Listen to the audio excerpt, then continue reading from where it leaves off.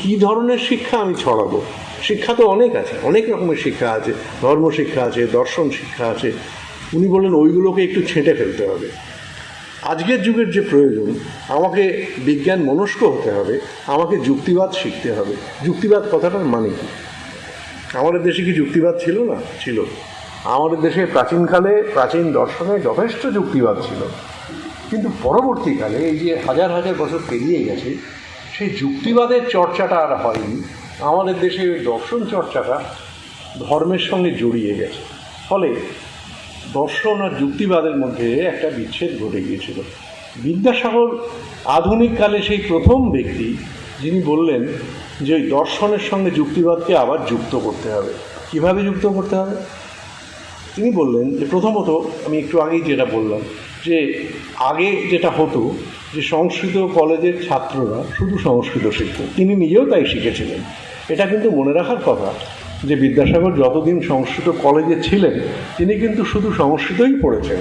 অথচ বিদ্যাসাগরের মতো পড়ে দেখবেন, বিদ্যাসাগরের মতো ওই উচ্চ মানের ইংরেজি কজন বাঙালি লিখতে পারে আজও? পড়ে দেখবেন বিদ্যাসাগরের ইংরেজি লেখা, সেই ইংরেজি কিন্তু উনি কলেজে শেখেননি। সেই ইংরেজিটা উনি শিখেছেন কলেজ ছেড়ে দেওয়ার পরে, নিজের চেষ্টায় শিখেছেন। কেননা উনি বুঝেছিলেন যে আমি যদি ইংরেজি ভালো করে না শিখি, তাহলে বহির্জগতে, বিশেষ করে বিজ্ঞান চর্চার জগতে যে নতুন নতুন ঘটনা ঘটছে, সে সবই তো ইংরেজি ভাষায় লেখা। আমার সঙ্গে যদি তার পরিচয় না থাকে, তাহলে আমি তো বিজ্ঞানের দিক থেকে পিছিয়ে পড়ব। তিনি এটা বুঝেছিলেন। এই যে সাহেবরা এসে এই দেশ দখল করেছে, গায়ের জোর তো নিশ্চয়ই যুদ্ধ করে জয় করেছে, কিন্তু আসল জোরটা তাদের বিজ্ঞানের প্রযুক্তির জোর। ভেবে দেখবেন যে এখানে যে যুদ্ধগুলো হয়েছিল, এই লর্ড ক্লাইভ এরা সিরাজউদ্দৌলার সঙ্গে বা অন্যান্য জায়গায় যে যুদ্ধগুলো হয়েছিল, তাতে ব্রিটিশরা অনেক উন্নত মানের অস্ত্রশস্ত্র ব্যবহার করেছিল। সেই অস্ত্রশস্ত্র মানে তো প্রযুক্তি, উন্নত প্রযুক্তি। সেই উন্নত প্রযুক্তি কখনো উন্নত বিজ্ঞান ছাড়া আসতে পারে না। কাজে আমাকে যদি উন্নত প্রযুক্তি সমাজের উন্নতির জন্য, উন্নয়নের জন্য প্রয়োগ করতে হয়, আমাকে বিজ্ঞান শিখতে হবে, এবং বিজ্ঞান শিখতে গেলে আমাকে ইংরেজি শিখতে হবে। তিনি সংস্কৃতকে ছোট তো করছেনই না, উল্টে তিনি বিশ্বাস করতেন যে ভালো করে সংস্কৃত না শিখলে ভালো বাংলা শেখা যায় না। একদম পরিষ্কার ভাষায় এই কথা বলেছেন, যেটা আজকের দিনে আমরা তো কেউই সংস্কৃত শিখি না, সুতরাং আমরা ওই মানের বাংলাও শিখি না, এটা ঘটনা।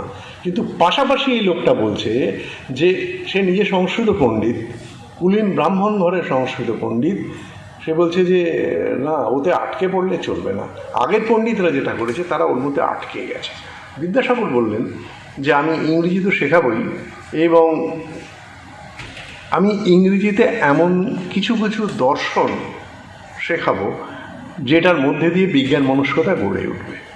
এটা কিন্তু খুব সহজ কাজ ছিল না, কারণ আশ্চর্যের ব্যাপার হচ্ছে ব্রিটিশরা নিজেরা বিজ্ঞানে উন্নত জাত, তারা আমাদের দেশ দখল করেছে, তারা কিন্তু আদপেই চাইতো না যে আমরা বিজ্ঞানটা শিখি। কারণ তারা ভাবতো যে বিজ্ঞান শিখলে আমরা তো ওদের সমকক্ষ হয়ে যাব, দুদিন পর ওদের হারিয়ে দেবো। ওরাও জেনে বলতো তোমরা শেক্সপিয়ার পড়ো, মিল্টন পড়ো, সাহিত্য পড়ো, কিন্তু বিজ্ঞান শিখতে যাও না, ওটা অনেক বড় ব্যাপার, তোমাদের কালো চামড়ার ব্যাপার নয়। এই যে একটু আগে বলছিল যে রাধানাথ শিকদার, যিনি এভারেস্টের উচ্চতা মেপেছিলেন, যে অথচ আজকে মাউন্ট এভারেস্ট বলে কেন পরিচিত? এভারেস্ট সাহেব ছিলেন, কাজটা করেছিলেন রাধানাথ শিকদার, তার গায়ের রং কালো, সারা পৃথিবীর কেউ চেনে না রাধানাথ শিকদারকে। আর জর্জ এভারেস্ট কিচ্ছু করেননি, ওই অন্য কাজ করেছেন। মাউন্ট এভারেস্ট যখন মাপা হচ্ছে, জর্জ এভারেস্ট তখন রিটায়ার করে ইংল্যান্ডে চলে গেছেন, কিন্তু কেন সারা পৃথিবীতে আজকে মাউন্ট এভারেস্ট এই নামে পরিচিত, কেন মাউন্ট শিকদার নয়? তার কারণ হচ্ছে কালো চামড়া। এইখানে কলোনিয়ালিজম, এইখানে উপনিবেশবাদ, রেসিজম, বর্ণ বৈষম্যবাদ, যে তারা ব্রিটিশরা বলতো বিজ্ঞানের দিকে এসো না বাবা, এগুলো অনেক উচ্চ মানের জিনিস। বিদ্যাসাগর মশাই ওই আসল জায়গাটা ধরেছিলেন যে ঠিক আছে, দয়া খুব বড় জিনিস, মানুষকে তো দয়া করতেই হবে। একজন কষ্ট পাচ্ছে দেখলে আমি দয়া করবো না? মাতৃভক্তি খুব ভালো জিনিস।